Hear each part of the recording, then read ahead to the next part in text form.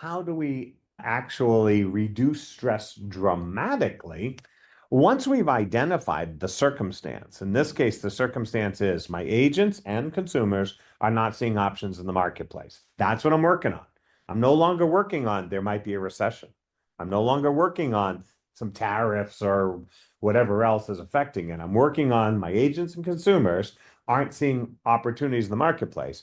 Now I go to the second phase where I begin to restore power. Now, how do I do that? I begin to restore power by using a specific technique.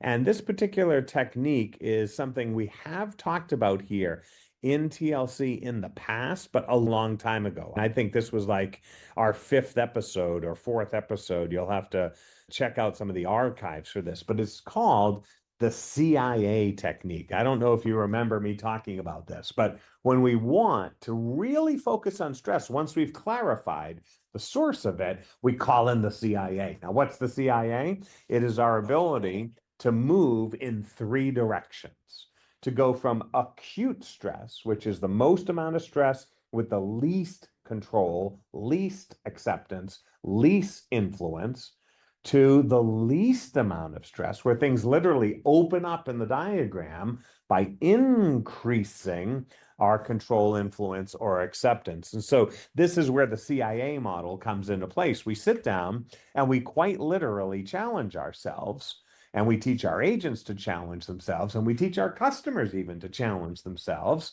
to exert either control, influence, or acceptance, or any combination of those over the thing that's truly stressing us. So again, what's truly stressing us? I don't see opportunities. Okay, how could we exert control in the marketplace to create opportunities? How can we accept a marketplace in which opportunities are different than what we expected? We expected opportunities to come in the form of lower interest rates or higher inventory. Now they may come in the form of something different in circumstances of a recessionary market. Or what influence can we have? In this case, it's usually influence over our emotions, over our reactions, over our ability to stay motivated during times like this.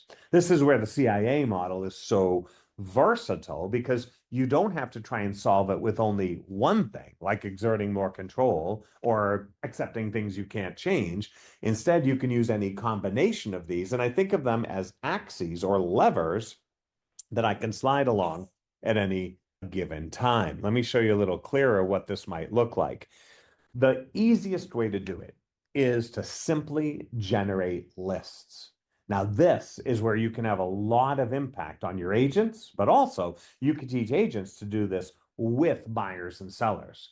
You can literally come into the conference room and you can start by saying, hey, I know everyone's listening to the news, and I know you're worried about the tariffs or the economy. Okay, what are you really worried about? And you can step them through. You're really worried about what options do you have and what opportunities are there to still have a great career this year in the marketplace? What opportunities are there for your customers and clients? Okay, now we know what we're working on.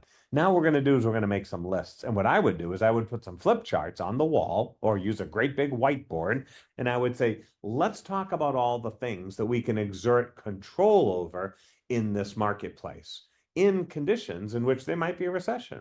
Let's talk about all the things we need to accept emotionally and intellectually, and then find options, find silver linings, find possibilities out of the problems that are being presented to us. And then what are the things we can influence, meaning our energy, our sense of worry versus hope, our messaging. What can we influence? And I just think of this as a brainstorming activity. I would just go in. Now, I would start by doing this myself. That's really where, as a leader, we have to have gone through the process ourselves. If I'm worried as a leader that this is going to be a problem for my ability to have a viable company and lead my people, I'm going to sit down and say, what's everything I can control in my company? What are the things I might need to accept and move forward from? What are the influences, personal influences?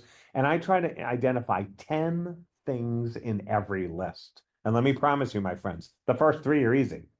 4 and 5, all right, you can get there. But when you really challenge yourself to come up with 10 things, it is a lot of work, and it is good work because you're getting your mind focused on the real situation.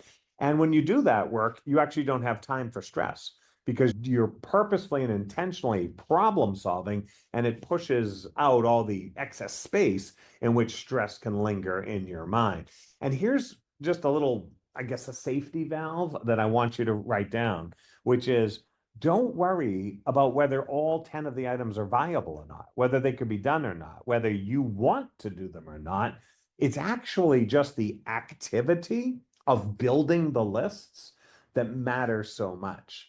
It's the activity of rephrasing, reframing, and reactivating your sense of control, acceptance, and influence that is the real benefit of this activity. But think about it with your agents. Imagine if your agents were able to generate a list of 10 ways they could control opportunity discovery in the marketplace, 10 ways they could accept circumstances and move forward, and 10 ways they could influence their emotions. They're going to leave with 30 possible things. And we go back to Chuck's comment earlier, that's where their empowerment is going to come from. Now, tangentially, you then integrate some of the things that you see from your lists into everything, such as your internal processes. Maybe you come up with some phrases, you come up with some activities, you come up with some motivational memos. Maybe you just change the talk track in the office. That's internal processes. And external messaging. Maybe suddenly you've got something different to be talking about in your newsletters, in your podcasts, in your videos, and in your public marketing because you're feeling stress. Well, so are customers and clients. You've done the 5 whys. You actually can choose from one of 30 different things that might be stress relieving as well as motivating to get them to have constructive conversations, discover opportunities, even amidst difficulty. Remember, we still sold 4 million homes in the first year of the pandemic and 6 million the year after that. And during the Great Recession, we still sold 4.5 million homes. And along the way, people are still going to need to buy and sell. And we don't need to sell all of them. We just need to sell our fair share. And many of the people who set aside stress and were able to take action during those times are some of the people like you on the call who had, if not okay years, sometimes some of the best years ever, while other people were sitting around pining for the past, frozen because this is a fight or flight or freeze antidote, if you will, and able to set aside stress and take action. Hello, I'm Matthew Ferrara. Thanks for visiting the Leadership Club, a special place for owners, managers, and executives to focus on their growth as leaders in their firms and the industry.